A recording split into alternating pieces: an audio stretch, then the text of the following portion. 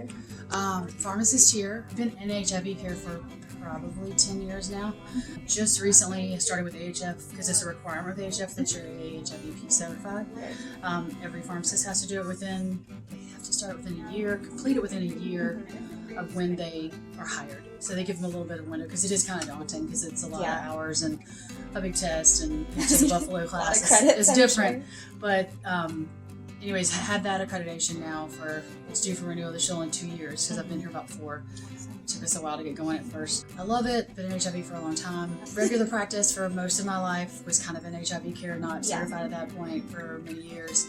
I love the population. They're probably, in my opinion, the population that we can really affect as pharmacists more than probably any other population because almost all their outcomes are adherence-based. So, and adherence for an HIV patient is very different than a patient on BP meds or anything like that. I mean, it's, you talk about not spreading disease, and that's all about adherence. If their viral loads go up, then the disease spread goes up. So it's really directly related, and all that adherence, it all ties into all of that. So. A lot of monitoring on adherence, extensive calls, like everybody's grouped. For most AHF pharmacies, we group everybody into a day. Like we have a day of the month that is their day, and that's their typical fill day. And on that day, or a few days before that day, ideally we're calling them, making sure how many pills they have left. We never leave them with a low amount of pills. We like them to have at least a handful on hand, just in case there's shipping delays, natural disasters, anything. We try to never count them down to the last pill.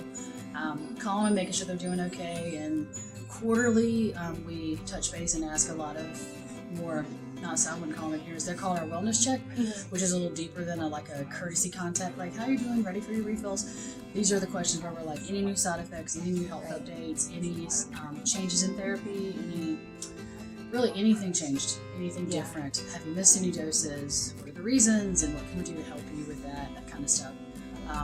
That's every quarter we do that. They can do that through all different measures, apps, online. They can do it through, we have different surveys we can send them through a text app that we have now, not just our app, but there's different little links and stuff. So try to get all those questions answered.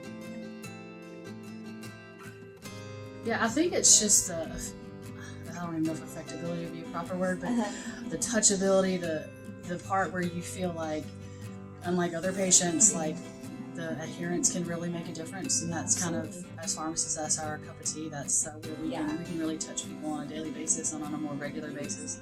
And we're usually more hands-on, more personal with them. Like we go in a different way than their doctor does, so it just gives us a real big advantage that we can really affect their outcomes. And that's kind of exciting.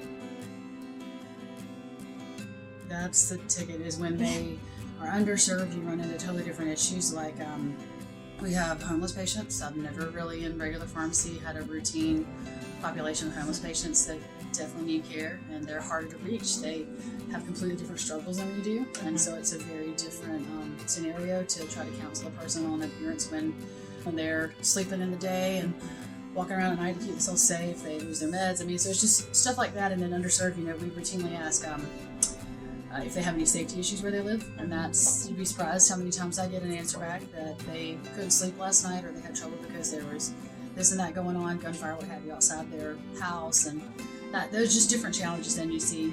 And so medicine kind of loses importance when you're dealing with stuff like that the general population doesn't know anything about. And just making sure that they know we're here, and making sure that us as a company, our mission is to make sure they have access to cutting edge advocacy and care regardless of ability to pay. So that's our mission statement. So that unlike other places, people walk in and they're in between insurances, whatever, they'll still get their meds, and we will take care of it. I mean, that's just what we do. That's how we started. Go for it. I mean, just take your studies, find your locations. I mean, they're not everywhere.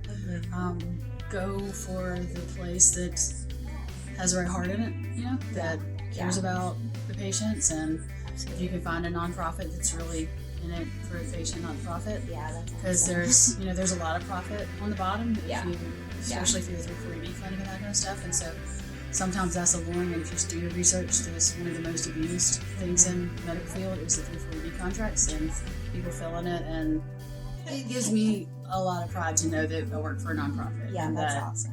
96% of every single penny we make goes to help people in other countries. And AHS really big on platforms and stuff too, and just, I guess, being in practice 20 years and finally being with a place that has a strong platform and a strong voice for things that kind of, it makes me proud to know that they aren't shy about, we're constantly petitioning for things to change on like the coronavirus, Ebola. I mean, you can look in the news, AHF's all over the place. We're either hated or we're loved pretty much. And that's okay because at least we're vocal. Yeah, that's awesome. And we're out there and we're there to take care of patients. So